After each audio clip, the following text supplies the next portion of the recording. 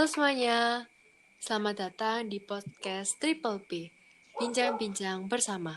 Aku Elizabeth Tata. Aku Christina Tasya. Aku Daniel Senjaya.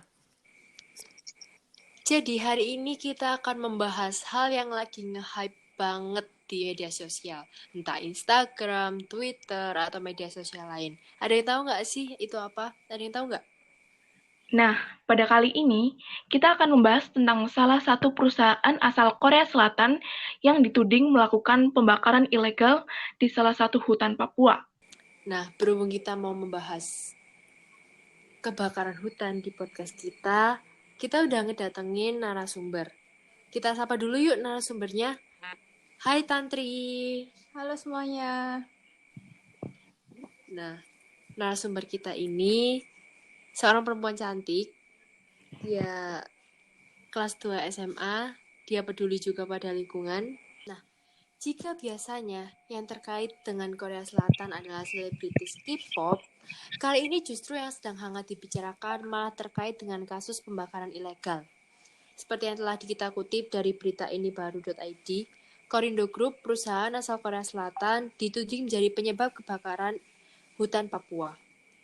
Seperti yang kita dengar akhir-akhir ini, perusahaan asal Korea Korindo Group menjadi pelaku pembakaran hutan di Papua dengan luas wilayah yang terbakar setara dengan ibu kota Korea Selatan, yaitu Seoul.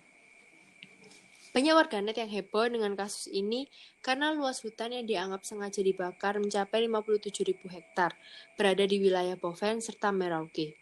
Seperti yang telah kita tahu, tujuan dari pembakaran hutan ini sebenarnya demi membuka lahan untuk menjadikannya kebun kelapa sawit. Nah, temuan kasus ini ternyata didapat dari forensik arsitektur yang ada di Goldsmith University, Inggris. Organisasi ini bekerja sama dengan organisasi alam Greenpeace. Menurut penelitian yang tim ini lakukan, proses pembakaran hutan secara sengaja ini dilakukan pada 2011 hingga 2016. Dan perusahaan asal Korea yang dituding melakukan pembakaran ini, yaitu Korindo Group, membantah mereka melakukan pembakaran hutan secara sengaja. Padahal, pembukaan lahan dengan cara membakar sudah termasuk melanggar hukum. Tepatnya, UU Perkebunan dan UU Perlindungan dan Pengolahan Lingkungan Hidup. Nah, jadi kekayaan keanekaragaman hayati Indonesia itu sebenarnya tidak terlepas dari proses sejarah pembentukannya.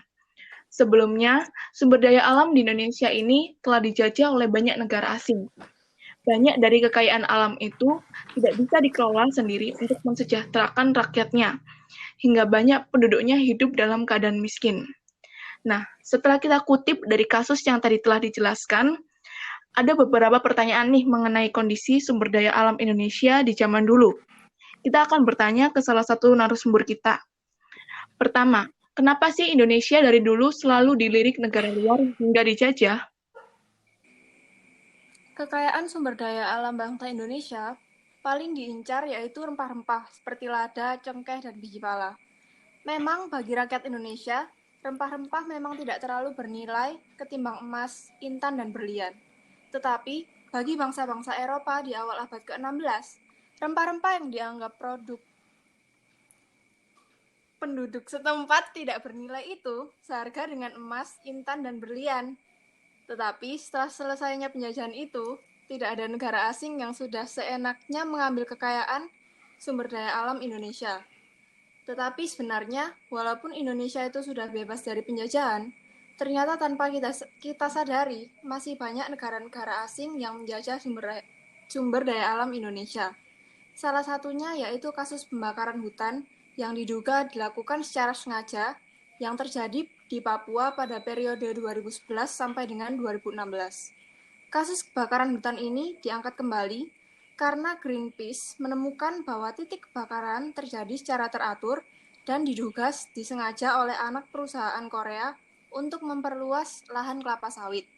Banyak sekali warga Papua dan warga lainnya yang merasa sedih dan kecewa akan kerusakan hutan Papua yang dianggap sebagai daya tarik dan ciri khas dari Papua ini. Sagu yang tumbuh liar di hutan, makanan pokok masyarakat adat Papua kini lambat laun tergusur oleh kebun kelapa sawit. Masyarakat suku Malin yang tinggal di pedalaman Papua perlahan kehilangan hutan adat yang menjadi tempat mereka bernaung. Oke, sekarang mengapa Indonesia bisa menjadi negara dengan penghasil minyak kelapa sawit terbesar?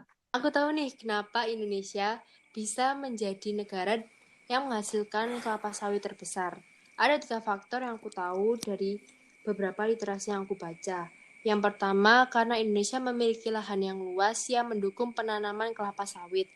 Kedua, keadaan Indonesia yang memiliki iklim tropis menunjang kesuburan tanaman kelapa sawit.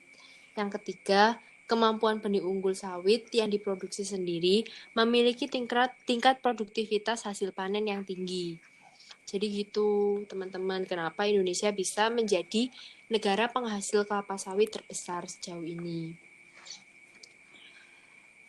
Yang saya tahu dari apa yang saya baca di artikel, saat ini untuk menjadi petani kelapa sawit, apa benar harus menggunakan izin ISPO?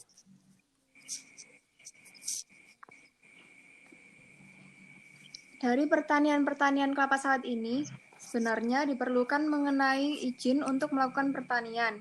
Perizinan ini bisa melalui ISPO. ISPO sendiri merupakan sertifikat yang wajib dimiliki pihak pengelola perkebunan kelapa sawit, termasuk petani sawit sebagai verifikasi bahwa pengelola sudah terdaftar dan diakui oleh negara.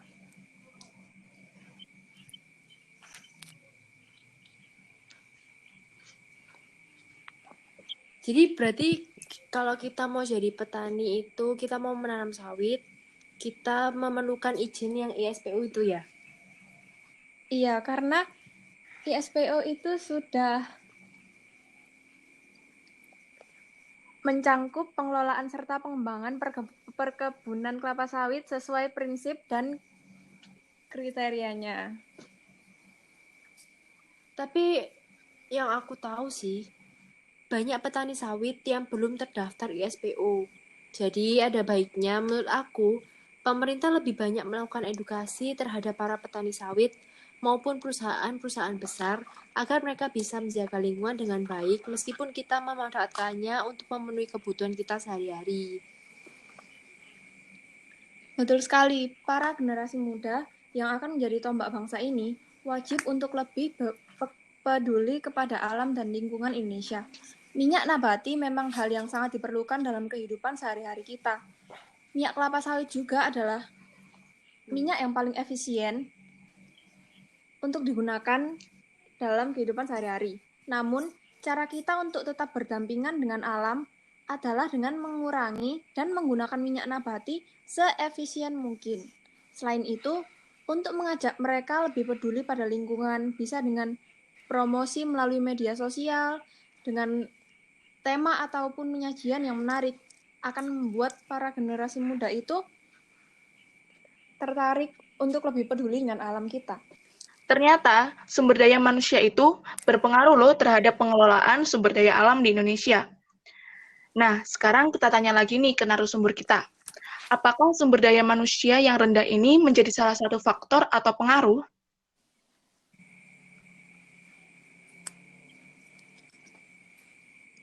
Sumber daya manusia yang rendah bisa saja berpengaruh terhadap kelangsungan alam Indonesia. Jika masyarakat Indonesia menambah wawasan mereka dan memiliki wawasan yang luas, maka mereka akan sadar dan semakin peduli pada lingkungan. Selain itu, jika kita memiliki sumber daya alam yang berkualitas, maka kita bisa dengan mandiri memanfaatkan sumber daya alam yang ada di Indonesia. Dengan sumber daya alam manusia yang berkualitas juga masyarakat Indonesia akan lebih bisa menentukan pilihan yang baik bagi lingkungan dan kehidupan mereka. Kalau gitu aku tahu nih salah satu contoh. Jadi waktu itu aku pernah baca artikel nih tentang pembebasan hutan Papua untuk kepentingan kelapa sawit. Nah, dari pembebasan itu, perusahaan kelapa sawit menjanjikan kepada masyarakat suku Papua bahwa jika mereka melepas hutan mereka, mereka akan mendapat pendidikan yang berkualitas untuk anak-anak mereka, sumur bersih, dan juga kebutuhan listrik mereka terpenuhi. Dengan hal-hal seperti itu saja, masyarakat Papua sudah melepas lahan mereka dengan memberikan harga 100.000 untuk 1 hektar. Dengan semudah itu. Dan pada akhirnya hutan Papua yang sangat luas sedikit cukup dikorbankan untuk kelapa sawit dengan harga yang semurah itu. Jadi seandainya saja jika masyarakat kita lebih teredukasi, masyarakat kita lebih berkualitas, masyarakat kita mendapat pendidikan yang lebih baik, mungkin hutan Papua saat ini tidak, deforestasinya tidak sangat signifikan karena suku Papua sendiri mengerti bahwa hutan itu penting daripada uang gitu. Oke, ternyata membawa pengaruh ya. Dari kasus pembakaran hutan ilegal ini juga bisa membawa banyak ancaman kalau pemerintah tidak langsung cepat dalam menanggulanginya. Ancaman apa aja yang bisa terlibat dalam kasus pembakaran hutan ilegal ini?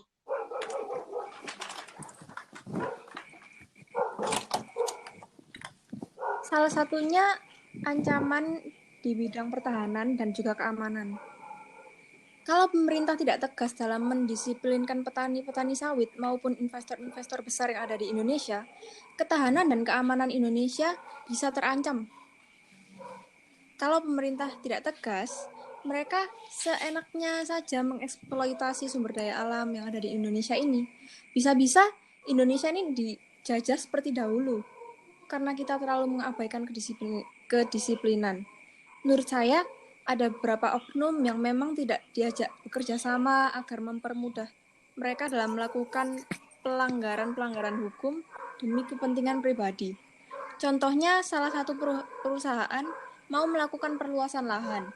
Lalu, mereka mengambil cara dengan membakar hutan. Nah, sedangkan pembakaran hutan di Indonesia yang disengaja merupakan tindakan ilegal yang tidak dibenarkan.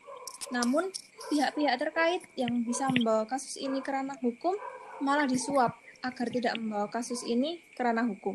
Hal itu bisa saja terjadi, dilihat dari banyaknya kasus suap dan korupsi yang ada di Indonesia.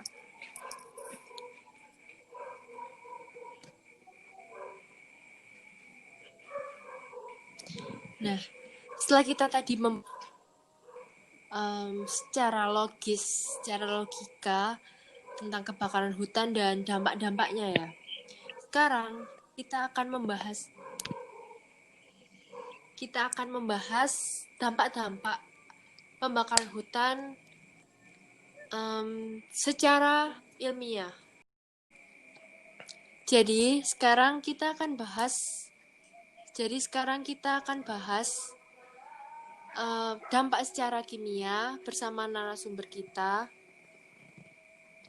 Bapak Paulus Marta Dwi Sasmito.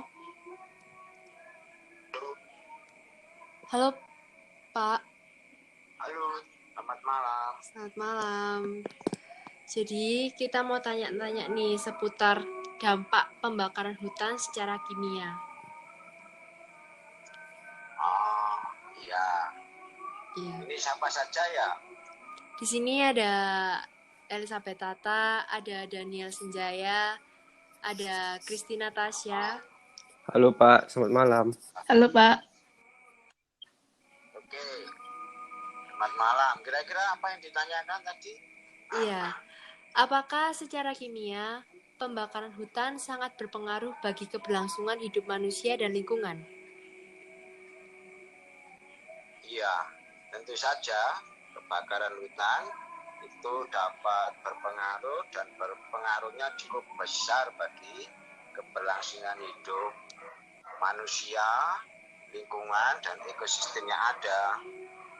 Sebab kebakaran hutan tidak hanya menghabiskan lahan di sekitarnya, tetapi juga hasil-hasil pembakaran yang berupa gas-gas dan asap-asap zat-zat yang beracun bisa juga memusnahkan flora dan fauna yang tumbuh dan hidup di daerah hutan tersebut. Mungkin garis pendeknya seperti itu ya. Oh, Misalnya ada akibat lain, yaitu asap-asap yang ditimbulkan itu dapat menyebabkan penyakit infeksi saluran pernapasan atas, kemudian misalnya penyakit asma dan sebagainya. Kemudian juga akibat kebakaran hutan, asap yang ditimbulkannya juga bisa mengganggu misalnya transportasi darat, laut, bahkan yang paling parah adalah transportasi udara. Begitu. Kemudian juga kebakaran hutan ini merusak lingkungan, terutama karena pemancaran gas karbon dioksida CO2 ya. Ini mengakibatkan terjadinya pemanasan global, dan kalau ini terus terjadi pemanasan global bisa mengubah suatu iklim di suatu tempat begitu. Dan dampak-dampak yang lain banyak, misalnya hutan-hutan menjadi gundul, tidak ada cadangan air, kemudian terjadinya longsor, banjir, dan sebagainya. Begitu. Mungkin ada yang ditanyakan lagi, silakan. Kan setelah tadi dijelaskan dampak-dampaknya, apakah pembakaran hutan juga mempengaruhi kesetimbangan terhadap alam dan manusia? Iya, jelas. Karena begini, pada mulanya kan Tuhan itu menciptakan alam, semuanya berada dalam suatu kesetimbangan, ya, suatu kesetimbangan, begitu. Contoh misalnya keseimbangan keberadaan air di alam, itu ya. Anda masih ingat, ada yang paling sederhana itu siklus air, gitu ya. Iya. Kenapa kok terjadi siklus air? Kira-kira menurut Anda? Karena Kenapa? siklus air itu kan terjadi agar terus berlanjut supaya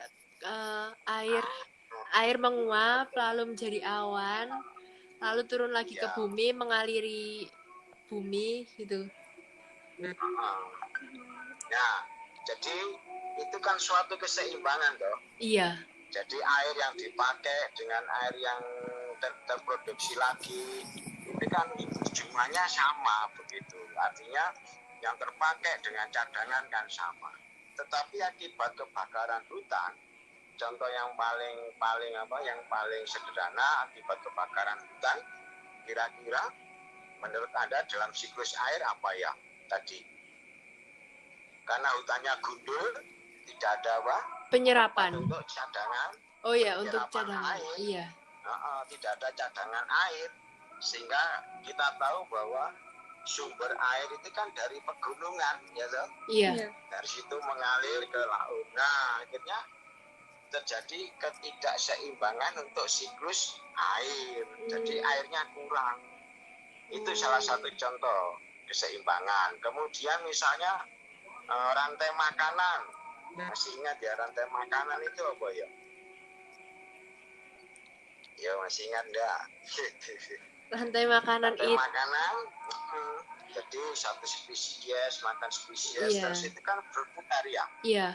Misalnya mulai dari apa itu? Mulai dari cacing dimakan oleh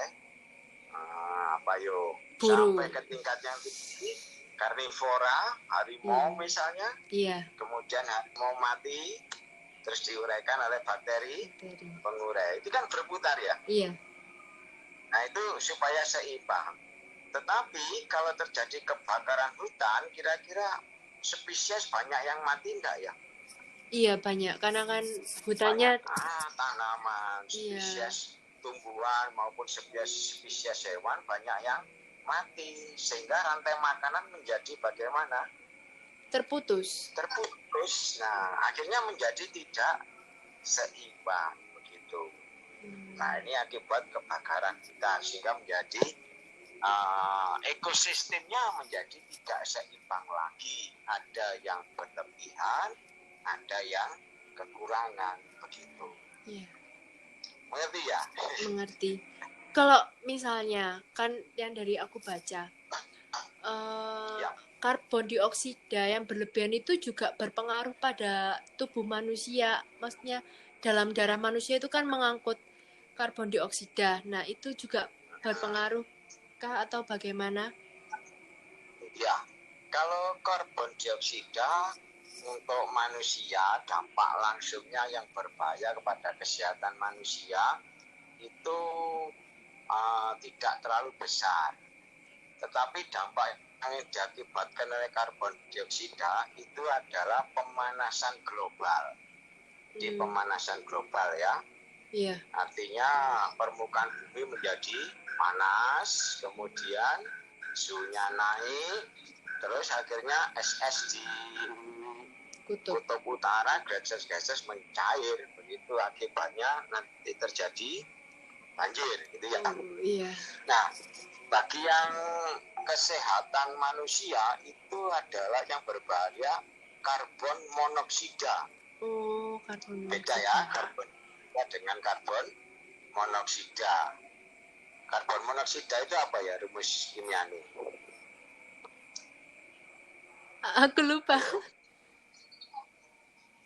Halo? Halo? Ya, karbon monoksida rumus kimianya apa? CO. CO ya. Iya. Halo? Iya, Iya. halo. Kalau karbon dioksida kan CO2 ya. Iya. Iya.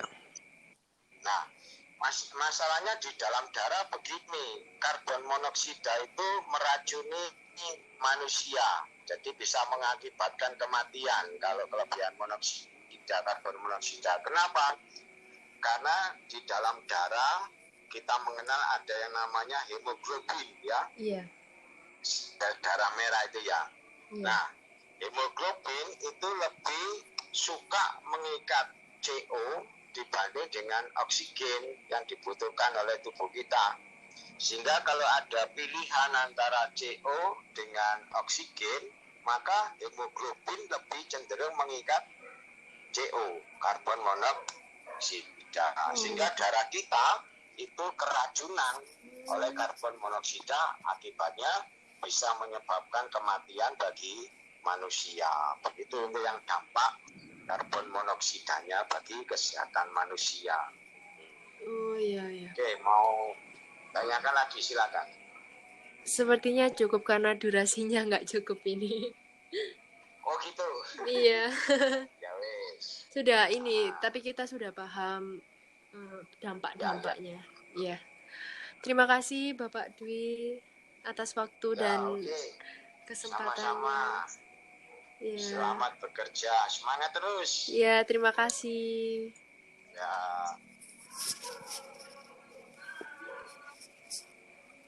Nah, itu tadi teman-teman dampak dari pembakaran hutan terhadap lingkungan dan manusia secara ilmiah. Dari yang aku tangkap, jadi kalau dari pembakaran hutan itu tercipta zat-zat bahaya. Salah satunya adalah zat karbon monoksida. Nah, jika kita kelebihan karbon monoksida, maka tubuh kita akan mengalami gangguan kesetimbangan dalam darah. Karena darah itu terlalu mengandung terlalu banyak karbon monoksida. Jadi kayak gitu teman-teman, pembakaran hutan sangat berpengaruh. Lalu selanjutnya Mas Daniel nih. Halo Mas Daniel. Halo Mbak Tata. Kayaknya kamu mau kasih kuis, ayo.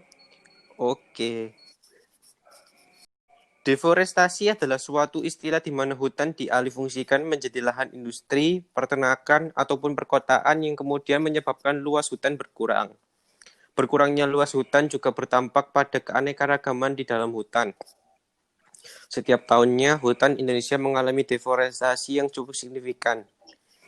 Pada kondisi 5 tahun lalu, hutan Indonesia diberikan dengan persamaan Y sama dengan sin X.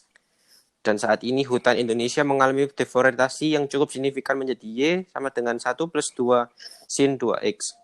Hitung laju deforestasi hutan Indonesia dari 5 tahun lalu hingga saat ini. Jangan lupa jawab di kolom komentar, karena yang beruntung akan mendapatkan pulsa 20.000 dari kita. Nah, Beneran ya Mas DS, pulsanya jangan lupa ya buat yang benar dan beruntung nih. Ayo makanya komen yuk, komen. Oke teman-teman, kita udah sampai nih di penghujung podcast kita. Nah, terima kasih ya buat kalian yang udah setia dengerin kita sampai akhir podcast ini. Semoga apa yang kita sampaikan bermanfaat bagi kalian dan menyadarkan kalian bahwa lingkungan sangat penting bagi kita. Semoga kita bisa bertemu di podcast-podcast kita selanjutnya dan jangan lupa untuk like, comment, dan subscribe. So, see you!